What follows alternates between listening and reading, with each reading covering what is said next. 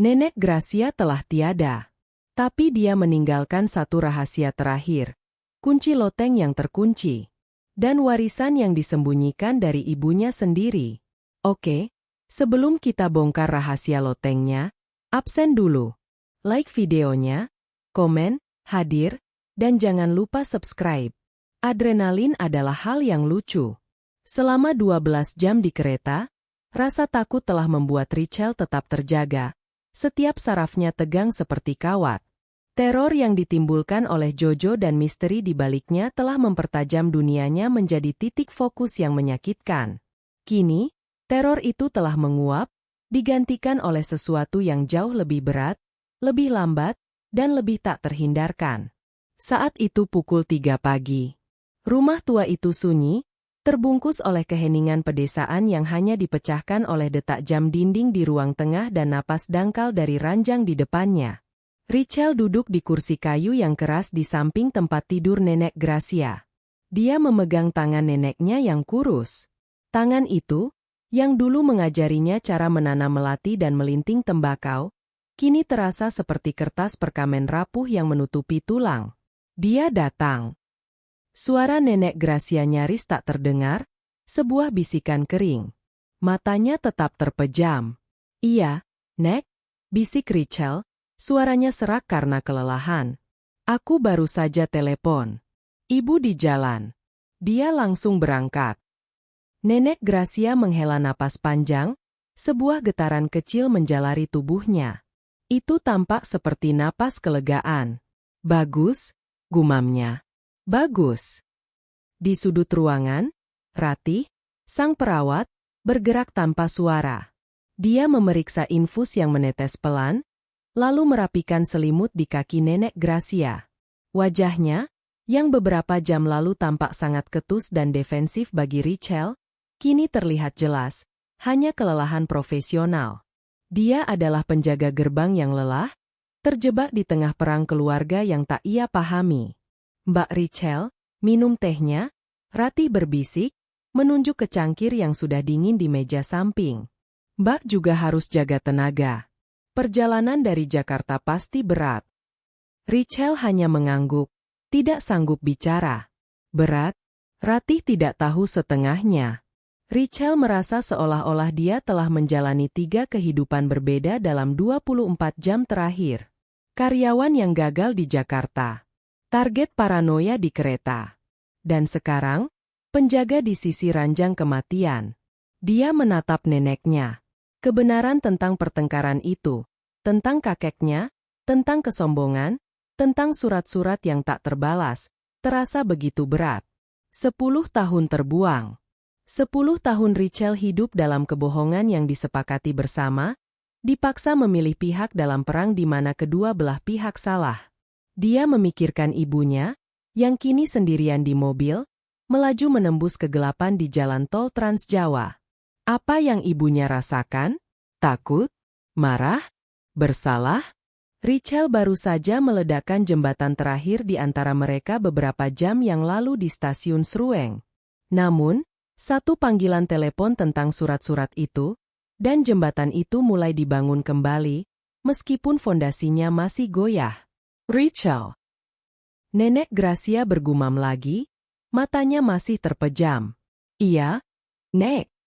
Kotak kayu punyamu, kamu bawa. Jantung Richelle berdebar. Kotak kayu kecil berukir melati yang dia selipkan di kopernya.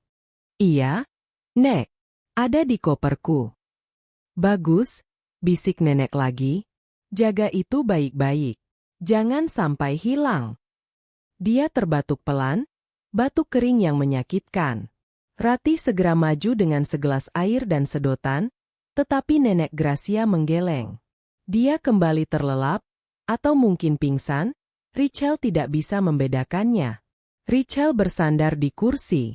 Jam di dinding berdetak. Malam masih panjang, dan fajar masih jauh. Fajar menyingsing bukan dengan cahaya keemasan, melainkan dengan warna abu-abu pucat yang menyedihkan. Udara terasa dingin dan lembab. Suara azan subuh baru saja selesai menggema di kejauhan ketika Richelle mendengar suara kerikil di luar. Dia tersentak bangun. Dia pasti tertidur di kursi, lehernya kaku sekali.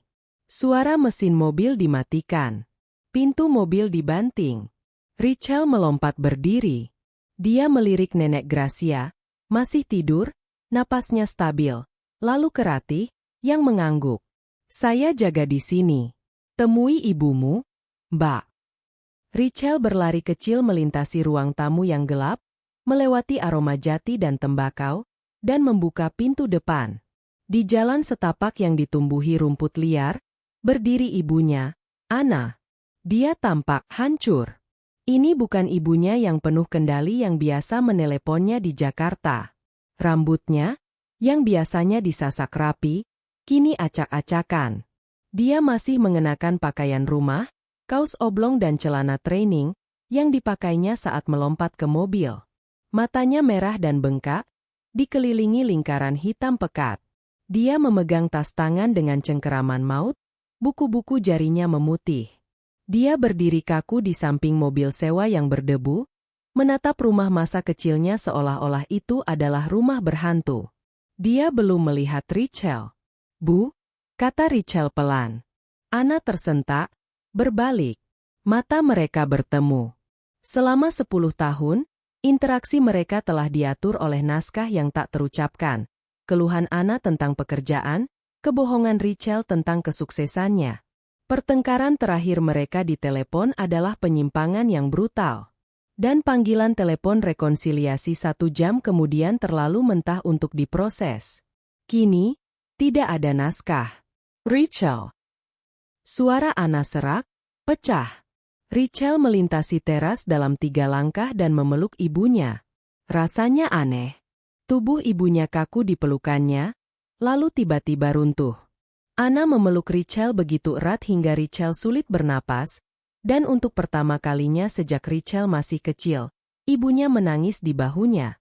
Bukan tangisan marah, tapi tangisan putus asa yang dalam dan memilukan. Dia masih ada? Isak Anna di leher Richelle.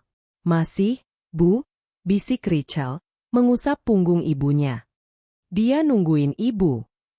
Anna menarik diri, menyeka wajahnya dengan punggung tangannya, mencoba mengumpulkan kembali topengnya yang biasa. Aku perlu cuci muka. Nanti saja, kata Richelle lembut, tapi tegas. Dia telah berubah dalam 24 jam terakhir. Dia bukan lagi anak kecil yang bisa diperintah. Dia adalah jangkar sekarang. Ayo. Dia di kamar. Richelle mengambil tas tangan ibunya dan menuntunnya masuk ke dalam rumah, seperti menuntun orang yang berjalan dalam tidur. Anna berhenti di ambang pintu kamar tidur utama. Bau di kamar itu, campuran melati, minyak kayu putih, dan bau penyakit yang samar, tampaknya menghantamnya seperti dinding fisik. Dia mencengkeram kusen pintu, tubuhnya gemetar. Richelle berdiri di belakangnya, memberikan dukungan diam. Di atas ranjang, Nenek Gracia tampak sangat kecil di bawah tumpukan selimut. Ratih, melihat kedatangan Anna, diam-diam mundur ke sudut ruangan, memberi mereka ruang. Bu, bisik Anna. Suaranya adalah suara anak kecil yang hilang. Nenek Gracia, yang sepertinya bisa merasakan perubahan di udara, perlahan membuka matanya. Matanya yang tajam dan hitam, yang masih menyimpan sisa-sisa api, mencari-cari, lalu berhenti fokus pada sosok di ambang pintu. Waktu seolah berhenti. Richelle menahan napas.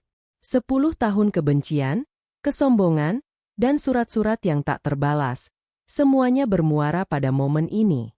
Nenek Gracia tidak terlihat marah. Dia tidak terlihat menang. Dia hanya terlihat lelah. Senyum tipis, nyaris tak terlihat, tersungging di bibirnya yang pecah-pecah. Kamu datang, Enduk, bisiknya. Kamu datang, Nak. Itu saja. 2 kata itu menghancurkan sisa pertahanan Anna. Topengnya hancur berkeping-keping. Anna tersandung masuk ke kamar, lututnya lemas, dan dia jatuh berlutut di samping ranjang. Dia menjatuhkan kepalanya di atas kasur, tangannya yang gemetar meraih tangan ibunya yang kurus. Ibu maafin Anna, Bu. Anna terisak hebat, Tangisan yang ditahannya selama 10 tahun akhirnya meledak. Maafin Ana. Ana salah. Maafin. Nenek Gracia mengangkat tangannya yang bebas dengan susah payah dan meletakkannya di atas kepala Ana yang tertunduk, mengusap rambut putrinya yang acak-acakan. Sudah, bisik nenek. Kamu di sini. Itu sudah cukup. Richelle berdiri di ambang pintu, air mata mengalir tanpa suara di pipinya.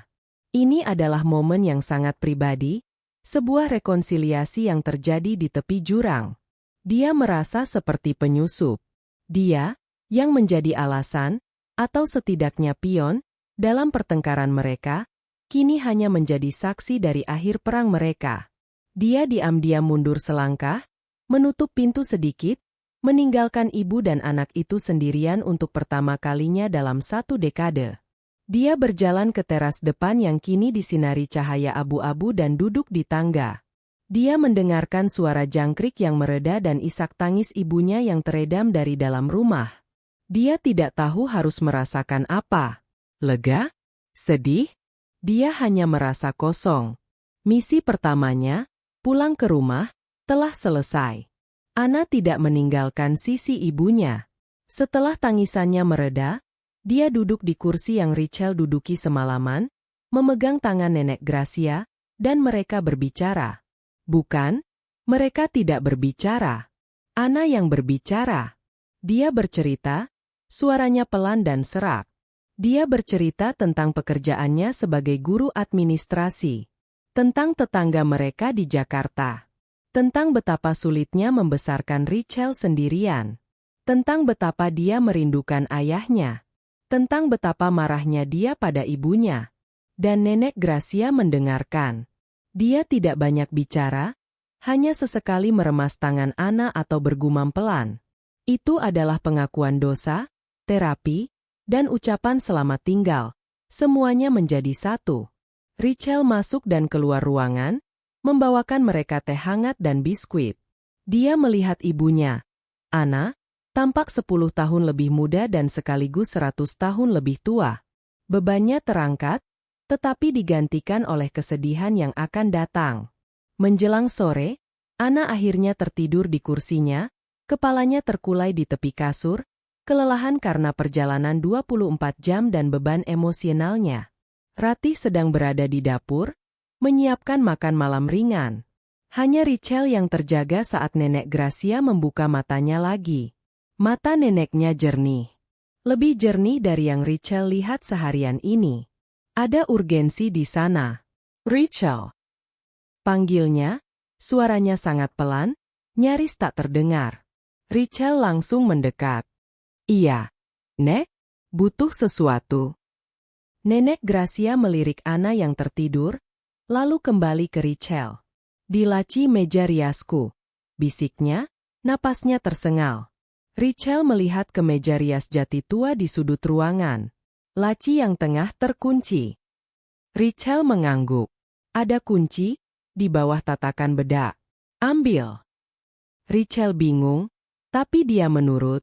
Dia berjingkat ke meja rias, menemukan tatakan bedak marmer yang dingin, dan di bawahnya, ada kunci kuningan kecil yang sudah menghitam. Dia kembali ke sisi ranjang. Kunci itu, bisik Nenek Gracia, matanya menatap tajam ke mata Richelle. Untuk gembok di loteng. Loteng? Richelle bahkan tidak tahu rumah ini punya loteng yang berfungsi. Dia mengira itu hanya gudang biasa. Dengarkan nenek baik-baik, kata nenek, suaranya semakin pelan. Dia harus mencondongkan tubuhnya sangat dekat. Jangan berikan kunci itu pada ibumu. Richelle terkejut. Apa? Tapi, kalian baru saja. Belum. Sela Nenek Gracia, matanya berkilat. Dia belum siap. Hatinya masih terlalu penuh. Siap untuk apa, Nek? Untuk warisannya yang sebenarnya. Nenek Gracia batuk pelan. Hanya berikan padanya, saat dia sudah siap. Kamu akan tahu kapan. Richelle menatap kunci kuningan di telapak tangannya. Berat dan penuh teka-teki. Dia baru saja menyelesaikan satu misteri di kereta, Dan sekarang neneknya memberinya satu lagi. Dia lelah. Dia tidak mau teka-teki lagi. Nek, aku tidak mengerti. Janji sama nenek. Desak nenek Gracia. Cengkeramannya di tangan Richelle tiba-tiba menguat. Janji? Richelle. Richelle menatap mata neneknya yang memohon. Dia mengangguk. Aku janji, Nek. Aku akan menyimpannya sampai ibu siap.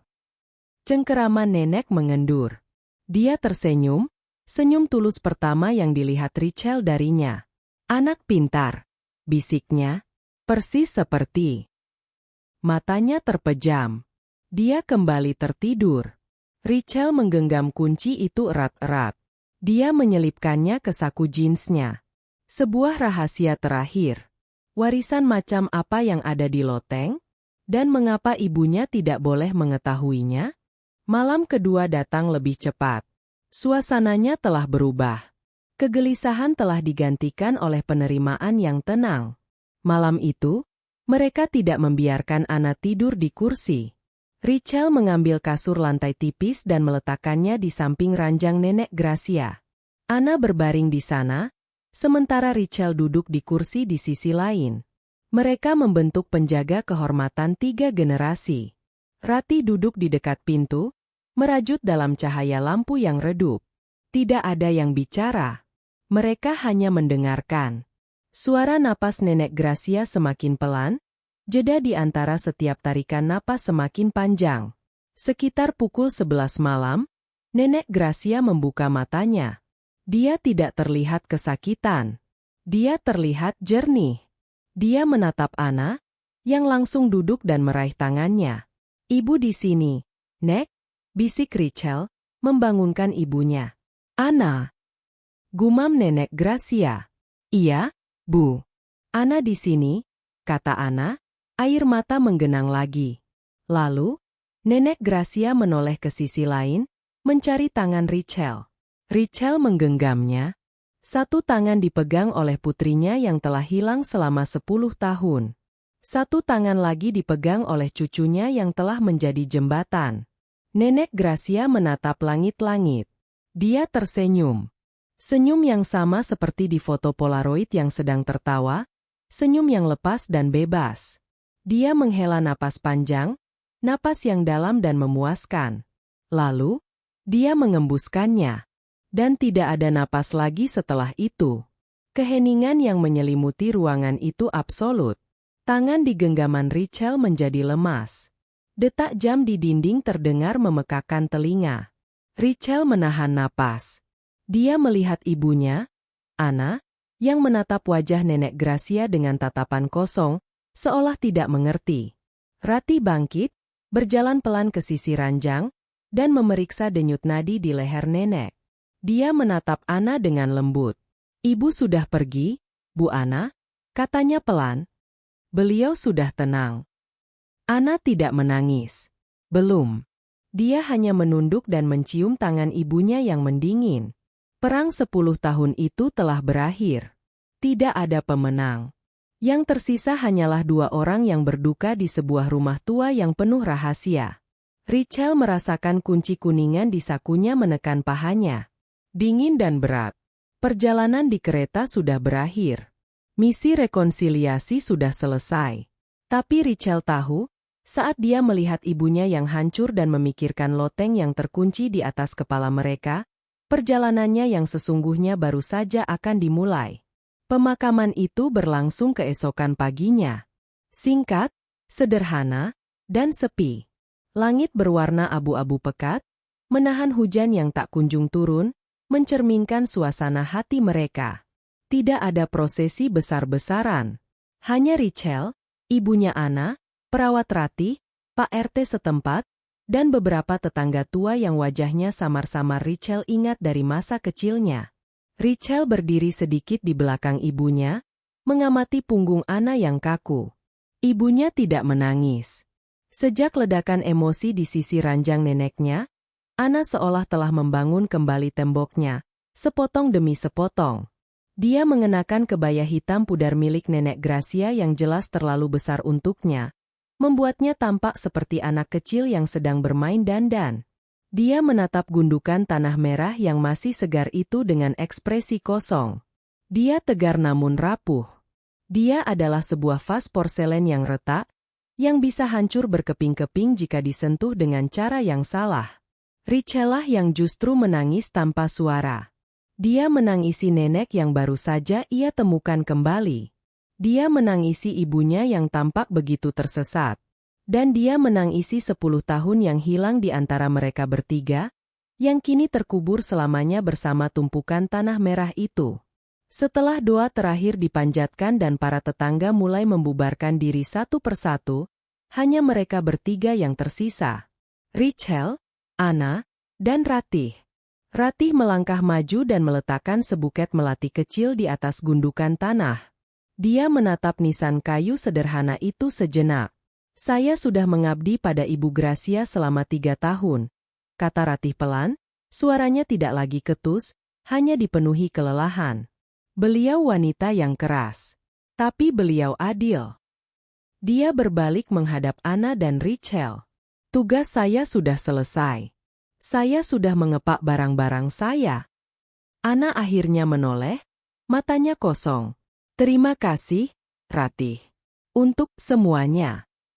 Ratih mengangguk, lalu pandangannya beralih ke Richelle. Ada sepercik pemahaman di matanya, pengakuan atas perjalanan gila yang mereka berdua lalui, meskipun dari sisi yang berlawanan.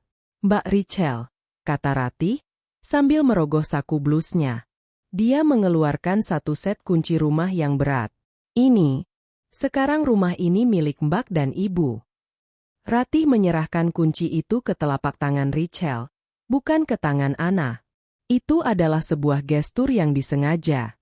Sebuah penyerahan tanggung jawab. Ratih, sang penjaga gerbang, kini menyerahkan posnya kepada Richelle. Saya turut berduka cita, kata Ratih. Ibu Gracia sangat menyayangi Mbak. Dia tidak pernah berhenti bicara tentang cucu pintar saya di Jakarta. Dia terdiam, seolah sadar telah berbicara terlalu banyak. Saya permisi. Dengan itu, Ratih berbalik dan berjalan pergi, sosoknya yang tegap menghilang di balik gerbang pemakaman yang berkarat. Richelle menggenggam kunci rumah itu. Dingin dan berat. Dia menatap ibunya, yang masih mematung menatap makam. Bu, kata Richelle lembut. Ayo pulang. Pulang? Ulang Anna, suaranya hampa. Pulang kemana? Rumah itu terasa 100 kali lebih besar dan 1000 kali lebih kosong. Aroma nenek Gracia, campuran minyak kayu putih, tembakau, dan melati, masih melekat di udara, tetapi kini terasa seperti aroma hantu. Setiap kursi kosong tampak seperti sedang menunggunya. Detak jam dinding di ruang tengah, yang selama 2 hari terakhir menjadi latar detak jantung mereka, kini terdengar memekakan telinga, menghitung detik-detik dalam kehampaan. Mereka duduk di meja makan yang sama tempat Anna dan nenek Gracia bertengkar hebat 10 tahun lalu. Mereka baru saja selesai makan siang, nasi bungkus yang dibeli Richelle dalam perjalanan pulang, dalam keheningan total. Tiba-tiba, Anna berdiri. Gerakannya begitu cepat hingga kursinya terjatuh ke belakang dengan suara berdebam keras. Aku nggak bisa, katanya. Suaranya meninggi, napasnya pendek-pendek. Bu. Richelle terkejut. Aku nggak bisa di sini, Richelle. Anna mulai berjalan mondar-mandir di ruang makan, tangannya meremas-remas rambutnya. Rumah ini, baunya kursinya. Aku bisa gila. Ini bukan kesedihan. Ini adalah serangan panik yang murni. Bu, tenang. Duduk dulu. Aku harus pergi. Anna berteriak, matanya liar. Kita harus berkemas. Kita jual rumah ini. Kita pergi dari sini. Sekarang. Dia berlari ke kamar tidurnya yang lama, kamar yang tidak ia masuki selama 1 dekade, dan mulai menarik koper tua dari atas lemari. Debu berterbangan. Bu, berhenti. Richelle mengikutinya, terkejut melihat reaksi ibunya yang begitu ekstrim. Kita baru saja menguburnya. Justru itu. Anna berbalik, matanya memerah. Ibu tidak mengerti. Setiap sudut rumah ini penjara. Ini tempat ayah meninggal. Ini tempat ibumu membenciku. Aku tidak mau menghabiskan satu malam lagi di neraka ini. Dia mulai membuka lemari, menarik keluar pakaian-pakaian Nenek Gracia secara acak dan melemparkannya ke lantai.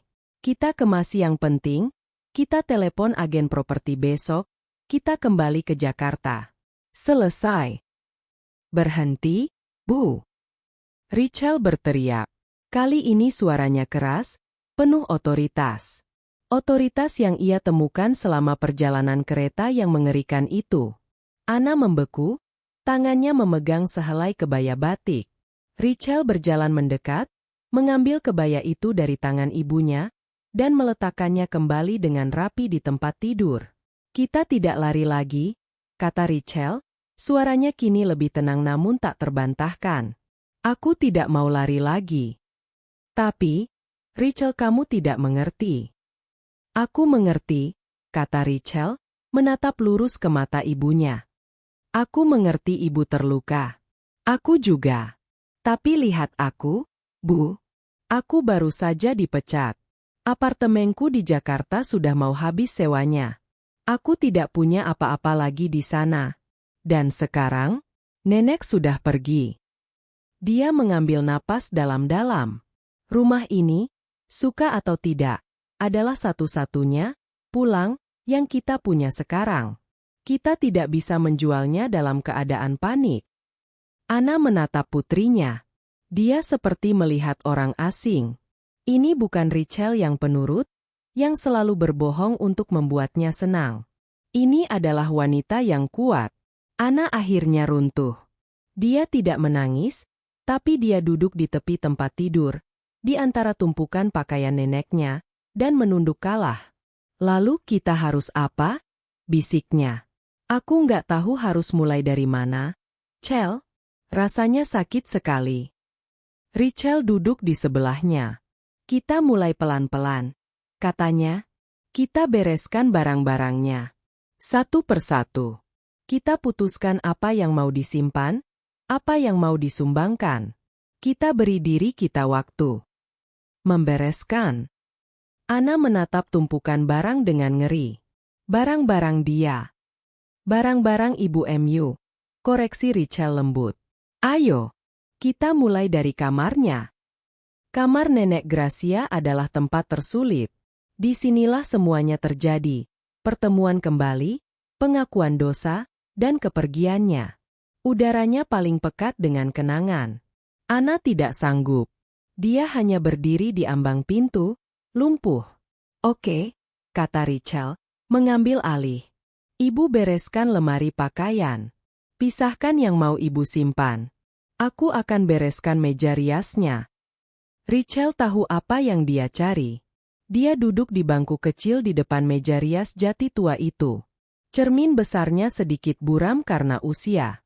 Di atas meja, ada barang-barang pribadi nenek. Sisir dari tanduk, botol parfum yang sudah kosong, dan tatakan bedak marmer yang dingin. Di laci meja riasku, tatakan bedak. Richel mengangkat tatakan bedak itu. Di bawahnya, di dalam cekungan kecil yang sengaja dibuat di kayu, tergeletak sebuah kunci kuningan yang berat dan menghitam karena usia. Kunci untuk loteng. Richel cepat-cepat menyelipkan kunci itu ke dalam saku jeansnya. Dia bisa merasakan beban janji itu menekan pahanya. Jangan berikan padanya, sampai dia siap. Jelas, melihat ibunya yang baru saja histeris ingin menjual rumah, sekarang bukanlah saatnya. Dia mulai membuka laci-laci lainnya. Isinya adalah kehidupan seorang wanita. Gulungan benang jahit, perhiasan perak imitasi, foto-foto hitam putih kakeknya saat masih muda.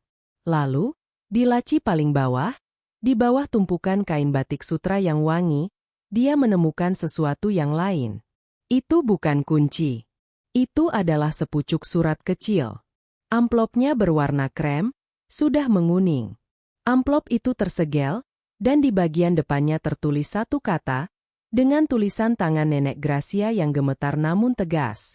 Anakku. Jantung Richel berdebar. Ini bukan untuknya. Ini untuk ibunya. Dia menatap Anna, yang sedang membongkar lemari pakaian dengan gerakan mekanis, seperti robot. Punggungnya masih kaku. Ini adalah dilema. Nenek berpesan agar Richelle merahasiakan kunci loteng. Tapi surat ini jelas dimaksudkan untuk ditemukan. Richelle menarik napas. Mungkin ini adalah langkah pertama. Mungkin ini adalah cara nenek untuk mempersiapkan Anna. Dia mengeluarkan surat itu. Bu! Anna tidak menoleh. Dia sedang melipat sehelai selendang. Apa? Aku menemukan ini, kata Richelle. Dia berjalan mendekat dan mengulurkan amplop itu. Di laci paling bawah. Ini, untuk ibu. Anna berhenti melipat. Dia menatap amplop itu seolah-olah itu adalah ular. Dari siapa? Dari Nenek Gracia? Jawab Richelle pelan. Tangan Anna mulai gemetar. Dia melepaskan selendang itu. Aku tidak mau. Bu, kata Richelle tegas, tapi tidak memaksa. Ibu harus membacanya. Nenek ingin ibu membacanya. Anna menatap Richelle, lalu ke surat itu.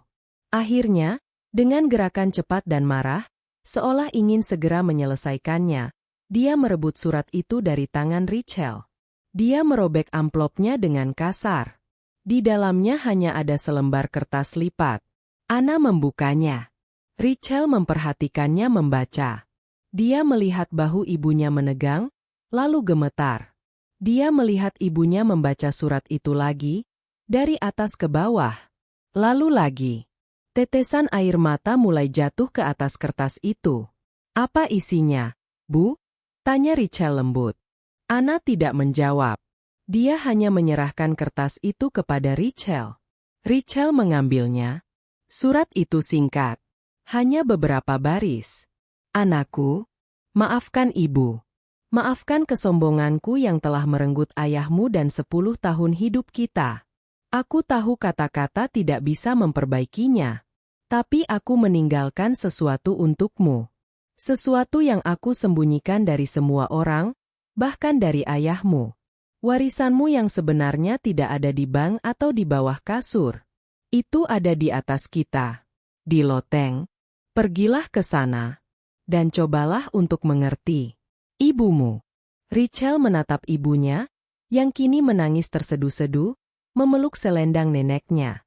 Loteng? Bisik Anna di sela-sela isak tangisnya. Warisan? Apa maksudnya?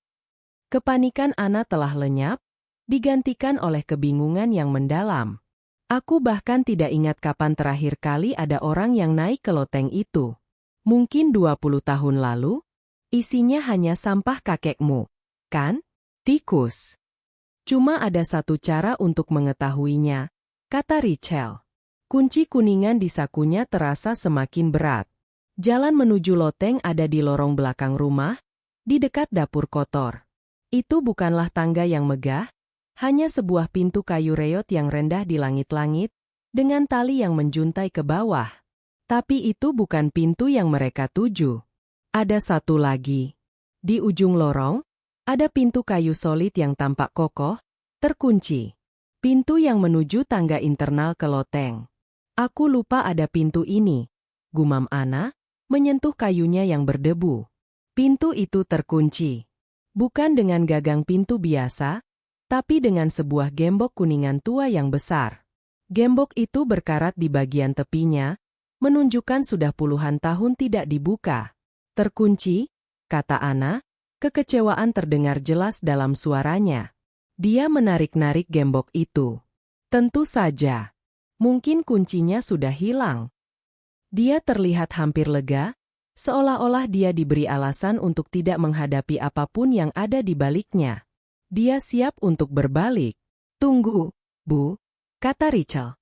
Inilah saatnya. Dia menatap ibunya. Anna tampak rapuh, tapi tidak lagi histeris. Dia bingung, tapi dia penasaran. Dia sudah siap, batin Richelle. Setidaknya, siap untuk langkah ini. Richel merogoh sakunya dan mengeluarkan kunci kuningan berat yang Nenek Gracia berikan padanya. Mata Ana melebar. "Dari mana kamu dapat itu?" "Nenek memberikannya padaku," kata Richel jujur. "Malam itu." Dia bilang ini untuk loteng. Ana menatap kunci itu, lalu ke Richel. Ada percikan rasa sakit di matanya. "Cemburu? Dia memberikannya padamu? Bukan padaku." "Dia bilang ibu belum siap," kata Richel pelan. "Bu, tolong jangan marah. Dia hanya..." "Ya?" potong Ana, suaranya datar. "Dia benar. Aku memang belum siap." Dia menghela napas, lalu menatap gembok itu. "Buka." Richel melangkah maju. Dia memasukkan kunci kuningan itu ke lubang gembok. Terasa seret karena karat dan debu. Dia harus memutarnya dengan sekuat tenaga. Klak. Suara gembok yang terbuka terdengar luar biasa keras di rumah yang sunyi itu. Richel menarik gembok itu. Berat. Dia membuka palang besinya. Dia dan Ana saling berpandangan. Richel meraih gagang pintu kayu itu dan menariknya. Pintu itu terbuka dengan derit panjang yang memilukan, seperti erangan. Embusan udara pengap yang dingin menyapu wajah mereka. Gelap. Di depan mereka ada satu set tangga kayu sempit yang menghilang ke dalam kegelapan pekat. Baunya. Baunya bukan hanya debu dan kayu lapuk.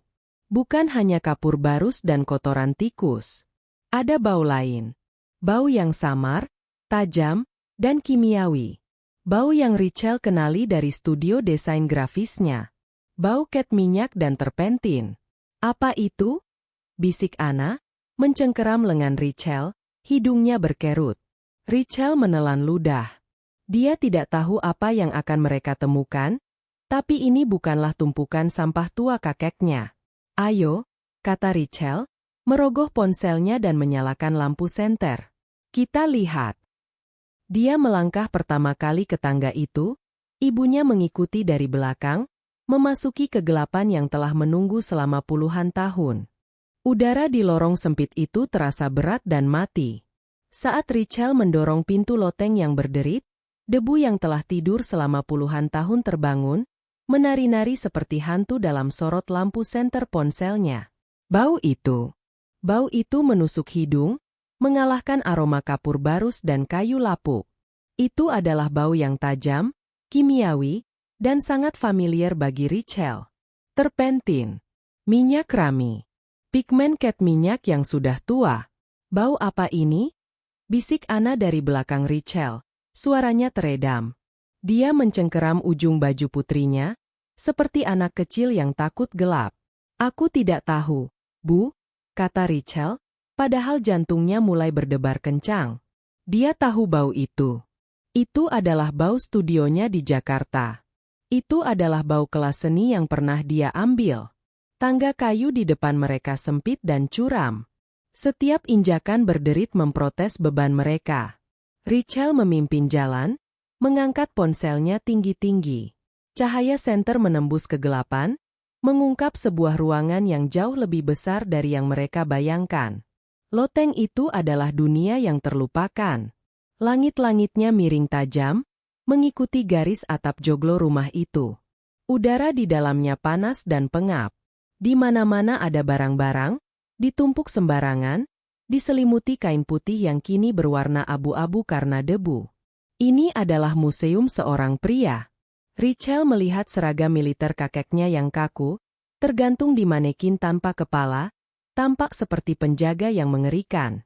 Ada tumpukan piala-piala perak yang sudah menghitam, mungkin dari kejuaraan golf atau tenis. Ada rak-rak penuh buku-buku bersampul kulit yang sudah dimakan rayap, buku-buku hukum dan filsafat. Semuanya terasa berat, maskulin, dan suram. "Ini," bisik Ana, suaranya penuh kekaguman dan sedikit ketakutan. "Semua barang ayah. Ibumu menyimpannya. Persis seperti saat beliau meninggal." Ana tampak tersesat dalam kenangan, menyentuh gagang raket tenis kayu yang tergantung di dinding. "Nenek bilang warisannya ada di sini," kata Richel, suaranya bergema di ruangan yang penuh sesak itu. Bukan barang-barang kakek. Sesuatu yang lain. Richelle menyapukan sorot lampunya ke seluruh ruangan, melewati tumpukan kursi yang rusak dan kotak-kotak kardus yang sudah lapuk. Lalu, dia melihatnya. Di sudut paling jauh. Di tempat yang paling gelap, di bawah atap yang paling rendah. Ada sebuah bentuk besar, tersembunyi di bawah terpal kanvas tebal yang kaku karena debu. Bentuk itu tidak seperti tumpukan kotak lainnya. Bentuk itu rapi. Bu, lihat. Richelle berjalan mendekat, langkahnya membangkitkan debu di lantai. Dia meraih ujung terpal itu. Kain itu kaku dan berat. Dengan sekali tarikan, dia menyentakkannya. Terpal itu jatuh ke lantai dengan suara wus yang teredam, melepaskan awan debu pekat yang membuat mereka berdua terbatuk. Di sanalah benda itu. Itu bukan tumpukan kotak. Itu adalah sebuah peti. Peti kayu jati yang sangat besar. Seukuran meja kopi, mungkin lebih besar. Tapi bukan ukurannya yang membuat Richelle menahan napas. Itu adalah ukirannya.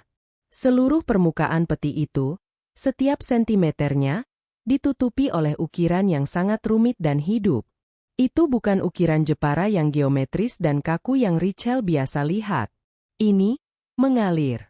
Ukiran itu menggambarkan sulur-sulur bunga melati yang saling berkelindan, burung-burung kecil yang tersembunyi di antara dedaunan, dan di panel tengah. Ya Tuhan, bisik Anna, mendekat. Di panel tengah, terukir sosok Kresna yang sedang duduk di bawah pohon, meniup serulingnya. Sosok itu diukir dengan detail yang luar biasa, lekuk jarinya di seruling, senyum tipis di bibirnya, lipatan kain yang menutupi tubuhnya. Peti itu adalah sebuah mahakarya. Dan peti itu sama sekali tidak cocok dengan sisa barang-barang kakeknya yang kaku dan formal. Bau terpentin dan cat minyak itu, sumbernya dari sini. Begitu pekat, seolah peti itu memancarkannya. Ini indah, kata Richelle. Dia menyentuh kayu yang halus itu. Aku tidak pernah tahu nenek punya barang seindah ini. Anna, yang kini rasa ingin tahunya mengalahkan ketakutannya, berjongkok di depan peti itu. Suratnya bilang warisanku. Dia meraih tutup peti yang berat itu dan mencoba mengangkatnya. Tidak bergerak. Terkunci, katanya. Nadanya datar. Tentu saja terkunci. Di bagian depan peti, tepat di bawah ukiran Kresna, ada sebuah lubang kunci. Bukan lubang kunci biasa, tapi lubang kunci kuningan yang dihias dengan indah, berbentuk seperti setetes air mata. Sialan, desis Anna, frustrasinya kembali. Ini adalah pola yang sama. Ibunya memberinya harapan, lalu menguncinya di balik pintu. Dia berdiri dan menendang pelan peti itu dengan kakinya. Terkunci. Tentu saja terkunci. Selalu ada rahasia lain. Bu, tenang, kata Richelle. Tenang. Anna berbalik menghadapnya, matanya kembali berkilat marah. Ibumu mengirim kita ke perburuan harta karun yang konyol ini. Dia sudah meninggal, Richelle, tapi dia masih saja mempermainkan kita. Dia melihat sekeliling loteng yang pengap. Ayo kita pergi. Ini tidak ada gunanya. Ini hanya tumpukan sampah tua. Mungkin kuncinya sudah hilang puluhan tahun lalu. Enggak, kata Richelle. Dia tidak mendengarkan ibunya. Dia sedang berjongkok, menyapukan sorot lampu ponselnya ke seluruh permukaan peti. Nenek tidak akan melakukan ini tanpa alasan. Dia mengeluarkan kunci kuningan berat yang membuka pintu loteng. Mungkin ini. Richelle mencoba memasukkan kunci besar itu ke lubang kunci berbentuk air mata. Tentu saja tidak cocok. Kunci itu terlalu besar dan terlalu kasar. Sudah kubilang, kata Anna, menyilangkan lengannya, sudah siap untuk menyerah. Tunggu, kata Richelle. Pikirannya berpacu. Dia tidak fokus pada kunci. Dia fokus pada ukirannya. Ukiran melati. Ukiran sulur-sulur. Cara kayu itu dipahat, begitu dalam namun begitu halus. Dia pernah melihat gaya ini sebelumnya. Setiap hari. Selama 10 tahun terakhir. Di meja nakasnya di Jakarta. Ya Tuhan, bisik Richel pada dirinya sendiri. Apa? Tanya Ana tidak sabar. Kotakku, kata Richel, matanya melebar. Kotak musikku. Kotak apa?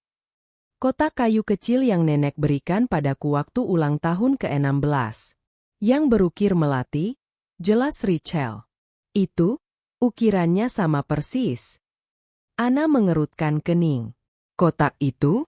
Aku ingat kotak itu. Kotak jelek yang selalu kamu bawa-bawa. Ibumu marah besar waktu tahu kamu masih menyimpannya. Dia pikir kamu. Ah, sudahlah. Richel tidak mendengarkan. Dia berdiri. Tunggu di sini, Bu. Jangan kemana-mana. Apa? Richel, jangan tinggalkan aku di sini. Seru Ana, saat Richel sudah berlari menuruni tangga loteng. Aku cuma sebentar. Richel berlari menuruni tangga kayu yang berderit, melintasi lorong, masuk ke kamar tamu tempat kopernya masih terbuka. Jantungnya berdebar kencang. Dia membongkar tumpukan pakaiannya. Kaos, jeans, sweater. Disinilah dia menyembunyikannya. Di dalam sepasang sepatu kets agar tidak terbanting. Kotak kayu kecil itu. Dia mengambilnya. Ukurannya hanya sebesar buku novel. Dia membaliknya di tangannya. Ya, ukiran melatinya, cara kelopaknya tumpang tindih, cara batangnya melengkung, itu adalah tangan yang sama. Tangan yang mengukir peti kresna raksasa di loteng. Ini bukan sekadar kotak yang diberikan Nenek Gracia. Ini adalah kotak yang dibuat oleh Nenek Gracia. Dia berlari kembali ke loteng. Ibunya berdiri kaku di tempat Richel meninggalkannya, tampak ketakutan di tengah bayang-bayang barang-barang kakeknya. Lihat, kata Richel, terengah-engah. Dia meletakkan kotak kecilnya di atas peti besar itu. Di bawah sorot lampu senter, perbandingannya tidak terbantahkan. Itu adalah tanda tangan artistik yang sama. Iya, ukirannya mirip, kata Ana tidak sabar. Lalu kenapa? Itu tidak membantu kita membuka peti ini. Mungkin iya, kata Richel. Dia teringat sesuatu. Kotak itu dulu adalah kotak musik. Dulu bisa memainkan lagu, gambang suling, dengan nada yang sumbang. Tapi musiknya sudah lama mati. Bertahun-tahun lalu, Richel, karena bosan, mencoba memperbaikinya. Dia ingat pernah mengguncangnya, dan mendengar ada sesuatu yang berbeda di dalamnya. Bukan hanya mekanisme musik yang rusak. Ada bunyi klak yang teredam. Richel duduk di lantai loteng yang berdebu, menyilangkan kakinya. Dia meletakkan kotak kecil itu di pangkuannya. Apa yang kamu lakukan? Tanya Ana. SSTT. Aku sedang berpikir. Richel membalik kotak itu. Bagian bawahnya ditutupi kain beludru merah pudar. Dia menekan-nekan kain itu. Di satu sudut, dia merasakan ada yang aneh. Ada tonjolan kecil. Sebuah celah. Beri aku sesuatu yang tipis, katanya pada Ana. Ana melihat sekeliling dengan panik. Apa? Jepit rambut. Ya, bisa. Ana merogoh sanggulnya yang berantakan dan memberinya jepit rambut hitam. Richel mengambilnya, meluruskannya, dan menyelipkan ujungnya ke celah di bawah kain beludru itu. Dia mencongkelnya. Sebuah panel kayu kecil seukuran kartu nama terlepas. Itu adalah dasar palsu. Tangan Ana terangkat menutup mulutnya. Di dalam kompartemen rahasia itu, tergeletak di atas lapisan beludru yang sama, ada sebuah benda. Bukan koin atau surat. Itu adalah sebuah kunci. Kunci itu kecil. Mungkin hanya sepanjang jari kelingking Richel. Tapi kunci itu sangat indah. Kunci itu terbuat dari perak yang sudah menghitam, dan bagian kepalanya diukir dengan sangat detail menjadi bentuk sekuntum bunga melati yang sedang mekar. Serasi dengan ukiran di peti besar itu. Dia memberikannya padaku. Bisik Richel, tidak percaya. Dia memberikannya padaku 10 tahun lalu. Jauh sebelum pertengkaran itu. Dia tahu. Entah bagaimana, Dia tahu suatu hari aku akan membutuhkannya. Ambil, desis Anna, suaranya tegang karena antisipasi. Richelle mengambil kunci melati itu. Rasanya dingin di telapak tangannya. Dia bangkit dan mendekati peti Kresna. Dia berlutut. Ibunya berlutut di sampingnya, begitu dekat hingga Richelle bisa merasakan bahunya gemetar. Richelle mengangkat kunci kecil itu ke lubang kunci besar berbentuk air mata. Kunci itu masuk dengan sempurna. Klik. Richelle dan Anna saling berpandangan. Ini adalah momen kebenaran. Apapun yang ada di dalam peti ini, inilah inti dari semua rahasia itu. Richelle menarik napas dalam-dalam, lalu memutar kunci itu. Terdengar serangkaian bunyi klik-klik-klik yang memuaskan saat mekanisme kuningan di dalam peti itu bergeser. Lalu, dengan desisan pelan saat segel kedap udaranya terlepas, tutup peti itu sedikit terangkat. Tutup peti itu sangat berat. Bantu aku, Bu, kata Richelle. Dia dan Anna menempatkan jari-jari mereka di bawah tepi tutup yang berukir dan menariknya ke atas. Dengan erangan kayu tua, tutup peti itu terbuka dan bersandar di dinding di belakangnya. Mereka berdua terbatuk. Bau itu, bau cat minyak dan terpentin yang tadinya hanya samar, kini meledak keluar dari peti, begitu kuat dan pekat hingga membuat mata mereka berair. Seolah-olah mereka baru saja membuka sebuah studio seniman yang terperangkap dalam waktu. Richelle mengarahkan senter ponselnya ke dalam peti. Keheningan. Anna adalah yang pertama bicara. Apa ini? Bisiknya, suaranya penuh dengan kekecewaan total. Ini sampah. Itu bukan emas. Itu bukan perhiasan. Itu bukan setumpuk uang tunai atau sertifikat tanah. Peti itu penuh sesak. Di satu sisi, ada palet-palet kayu besar, berkerak dengan cat minyak kering setebal 1 cm, gumpalan warna biru, merah tua, dan kuning oker yang tampak seperti permata kusam. Di sisi lain, ada puluhan tabung cat timah yang sudah penyok, banyak yang sudah mengeras, tetapi beberapa tampak masih baru. Ada stoples-stoples kaca berisi cairan kuning kental, minyak rami. Ada gulungan kain yang diikat dengan pita beludru. Richelle menarik satu. Itu adalah gulungan kuas. Kuas-kuas mahal, bulu musang, bulu babi hutan, dibersihkan dengan cermat dan disimpan dengan rapi. Ini. Richelle tergagap. Sebagai seorang desainer grafis, dia mengenali ini. Ini bukan perlengkapan hobi, Bu. Ini perlengkapan seniman profesional. Yang sangat mahal. Tapi bagian terbesar dari peti itu diisi oleh puluhan, mungkin ratusan, gulungan kanvas. Gulungan-gulungan itu diikat rapi dengan tali rami. Sampah? Ulang Anna, suaranya bergetar. Dia terdengar seperti akan menangis karena frustrasi. Dia menyembunyikan sampah lukisan. Bukan sampah, kata Richelle. Tangannya gemetar karena alasan yang berbeda. Dia meraih gulungan kanvas teratas. Ikatan talinya rapuh. Dia melepaskannya. Dia memegang bagian bawah kanvas itu dan membiarkannya tergulung terbuka, jatuh ke lantai loteng yang berdebu. Senter ponsel Richelle meneranginya. Mereka berdua terkesiap. Itu adalah sebuah lukisan. Sebuah lukisan cat minyak, dan lukisan itu, luar biasa. Lukisan itu menggambarkan seorang wanita muda, mungkin berusia 30-an, duduk di kursi rotan, kursi yang sama dengan yang diduduki Nenek Gracia saat meninggal. Wanita itu menatap lurus ke arah pelukis, matanya hitam, tajam, dan penuh dengan api. Dia mengenakan kebaya sederhana, tapi dia memegang sebatang rokok kretek di antara jari-jarinya dengan sikap menantang. Di latar belakang, taman bunga bugenvil ungu meledak dalam warna yang hidup. Cahaya dalam lukisan itu sangat kontras. Warnanya berani. Goresan kuasnya kuat dan penuh percaya diri. Tapi bukan itu yang membuat Richelle dan Anna terdiam. Itu adalah wajahnya. Wanita di lukisan itu. Itu adalah Nenek Gracia. Nenek Gracia di masa mudanya. Dia dilukis?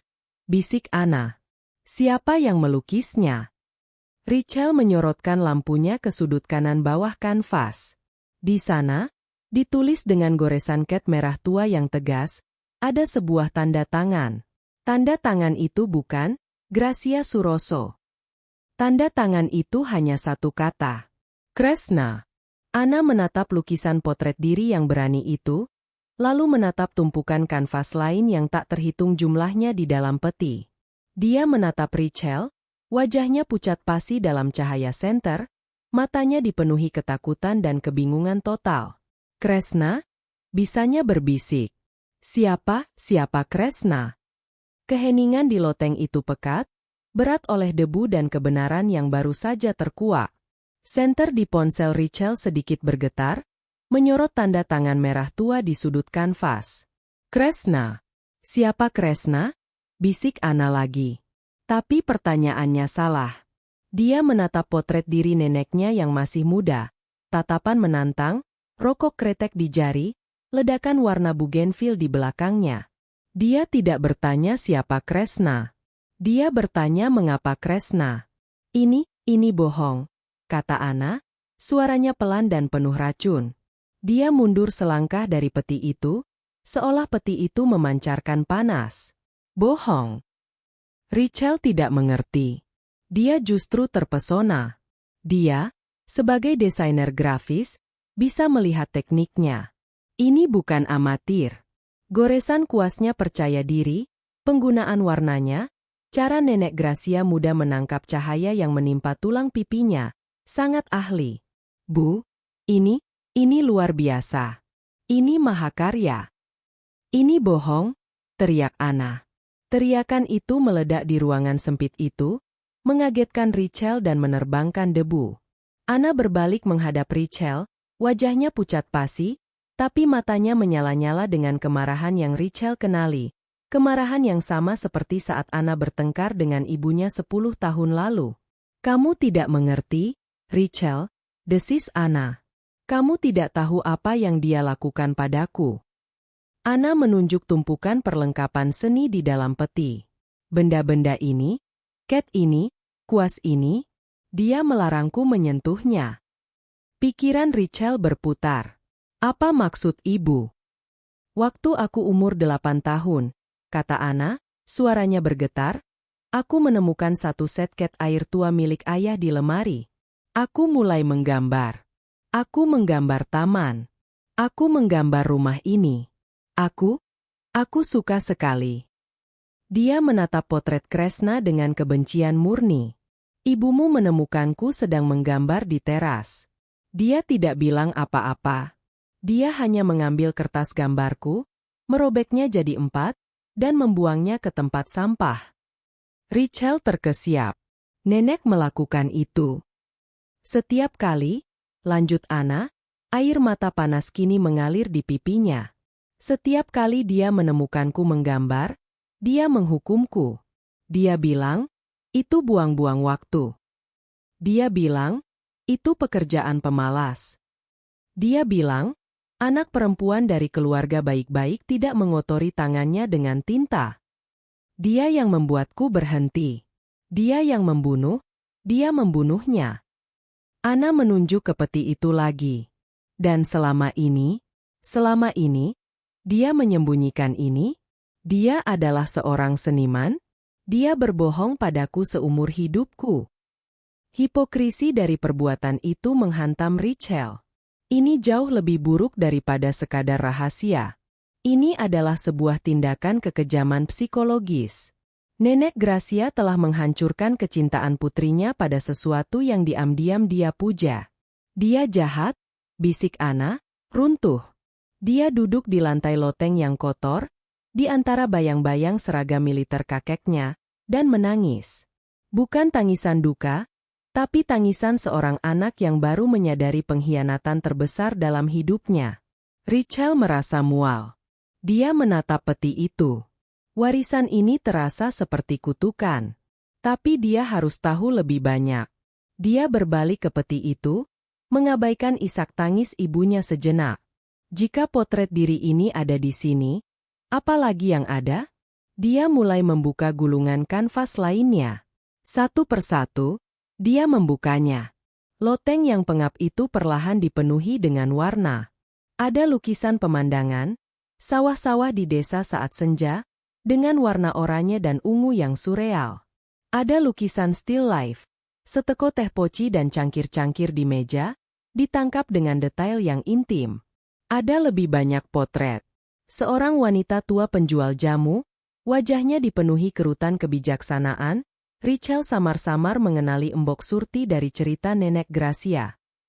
Seorang anak laki-laki yang sedang bermain layangan. Dan kemudian, ada lukisan-lukisan yang berbeda.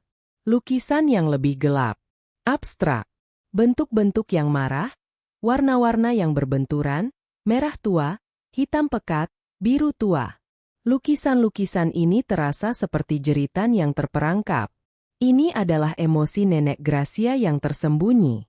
Kemarahannya, kesepiannya. Richel menatap semua lukisan itu. Ini bukan hanya hobi. Ini adalah sebuah kehidupan rahasia. Sebuah biografi visual yang disembunyikan di bawah atap, tepat di atas kepala mereka. Dan di setiap lukisan, di sudut kanan bawah, Kresna. Dia tidak hanya melukis, bisik Richel pada Anna. Dia hidup di sini. Aku tidak peduli, kata Anna, suaranya teredam dari balik tangannya. Aku mau keluar dari sini. Bakar saja semuanya. Enggak, kata Richel. Sesuatu dalam dirinya, jiwa desainernya, jiwa senimannya, memberontak. Ini penting. Dia kembali ke peti itu. Dia harus tahu kenapa. Dia mulai mengeluarkan sisa kanvas, menumpuknya dengan hati-hati. Dia mengeluarkan palet-palet yang berat, toples-toples cat yang mengeras. Dan di dasar peti, di bawah segalanya, ada sebuah kompartemen. Sebuah dasar palsu, sama seperti di kotak musik kecilnya. Richel mencongkelnya terbuka.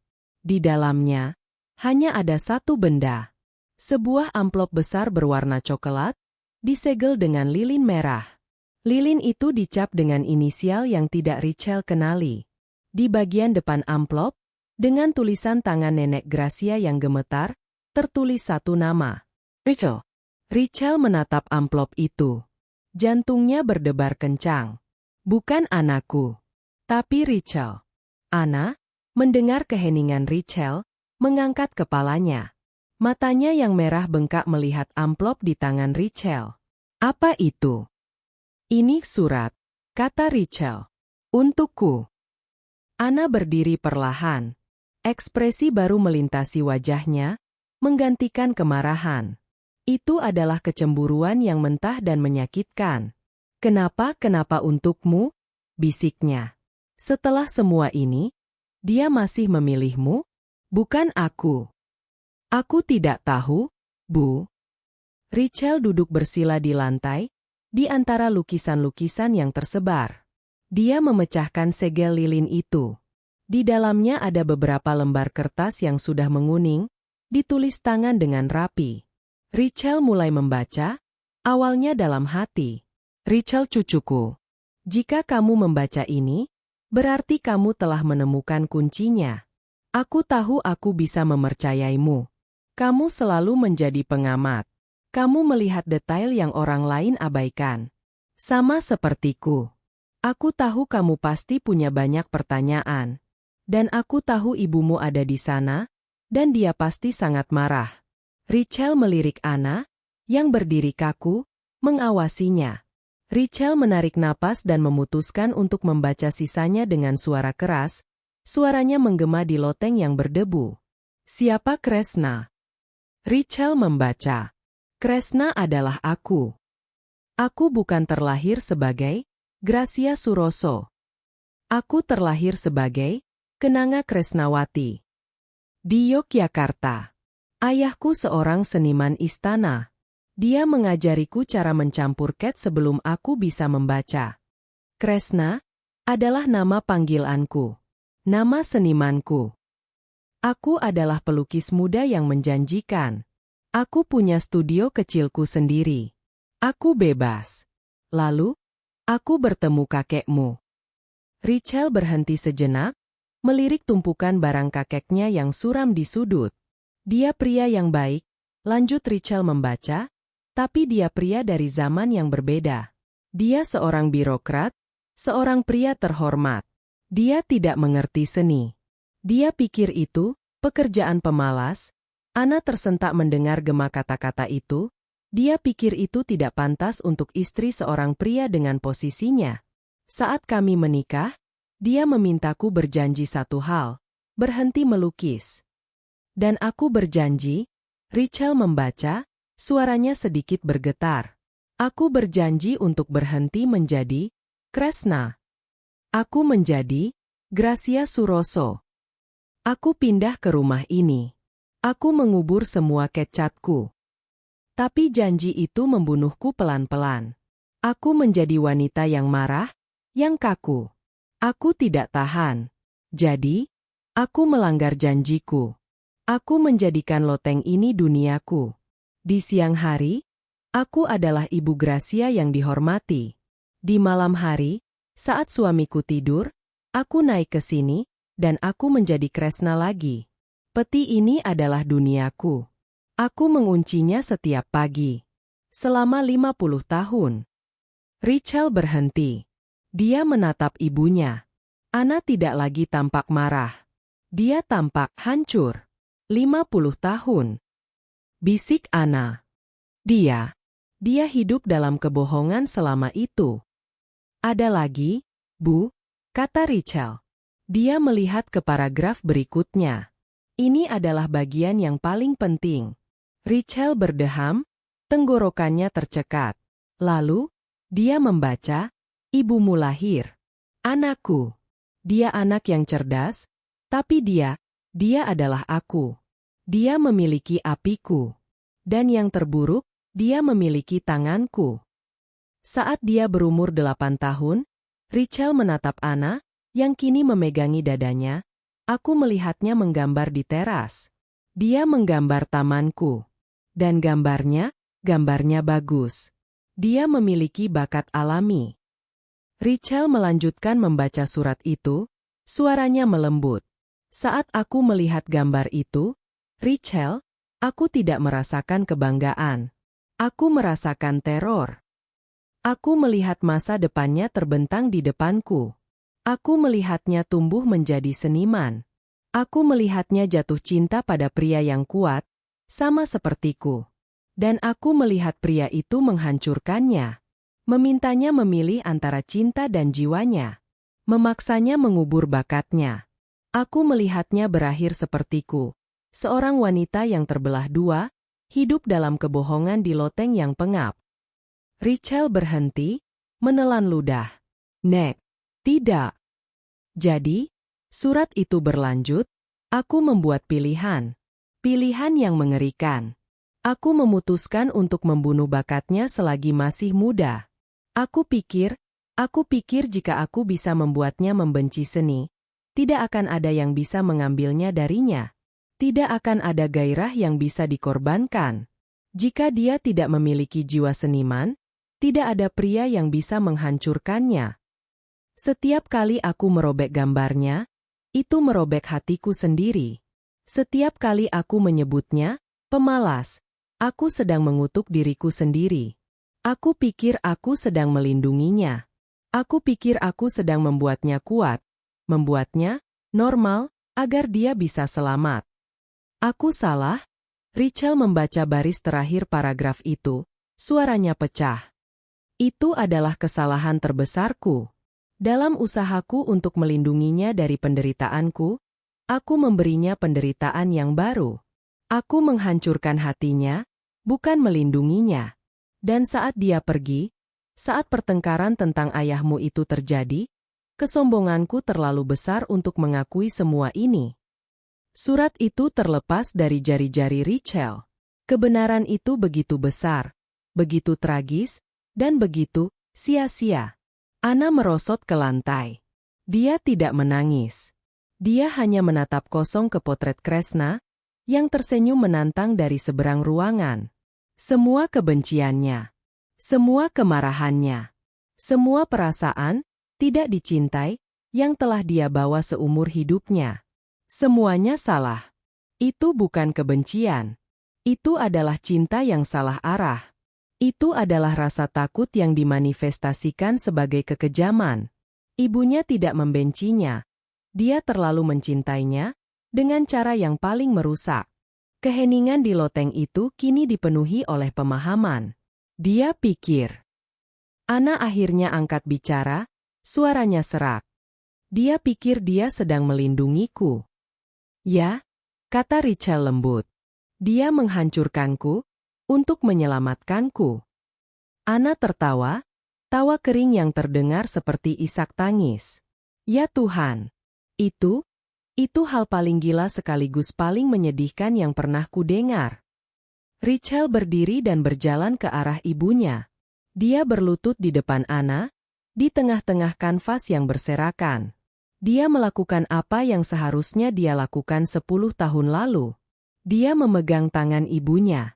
Aku mengerti sekarang, Bu, kata Richel. Kenapa ibu selalu begitu? Kenapa ibu tidak pernah mengerti pekerjaanku sebagai desainer? Kenapa ibu selalu mendorongku untuk pekerjaan yang aman? Aku hanya tidak ingin kamu kecewa, bisik Ana, mengulangi ketakutan neneknya. Aku tahu, kata Richel. Richel menatap surat di lantai. Ada satu paragraf terakhir. Ada lagi, Bu. Ini untukku. Richel mengambil surat itu lagi. Dan kemudian, Richel, kamu datang. Kamu adalah desain grafis. Kamu menemukan cara untuk menjadi seniman di dunia modern, dunia yang tidak aku pahami. Dunia di mana kamu bisa dibayar untuk bakatmu, bukan dihukum. Aku memanggilmu pulang, Richel. Bukan hanya karena aku sekarat. Aku memanggilmu karena aku butuh seorang penerus. Ibumu, dia terluka terlalu dalam. Dia tidak akan pernah bisa melihat lukisan-lukisan ini sebagai apa adanya. Dia hanya akan melihat rasa sakitnya. Tapi kamu bisa melihat jiwanya. Kamu adalah cucu Kresna. Kotak kecil itu, kuncinya, aku berikan padamu saat ulang tahunmu yang ke-16, sebelum semua kekacauan terjadi. Aku selalu tahu, jauh di lubuk hatiku, bahwa kamulah yang akan membuka peti ini. Warisan ini bukan uang. Warisan ini adalah kebenaran. Jangan biarkan Kresna mati di loteng ini. Tunjukkan pada dunia. Tunjukkan pada ibumu. Bebaskan kami berdua. Richel melipat surat itu. Dia sekarang mengerti segalanya. Perjalanan kereta. Teror Jojo yang didalangi ibunya. Panggilan Nenek Gracia. Kunci di kotak musiknya. PHK-nya. Semuanya menuntunnya ke loteng ini. PHK-nya bukanlah sebuah kegagalan. Itu adalah sebuah pelepasan. Dia dilepaskan dari pekerjaan yang tidak ia cintai, agar dia bisa bebas untuk pekerjaan yang ditakdirkan untuknya.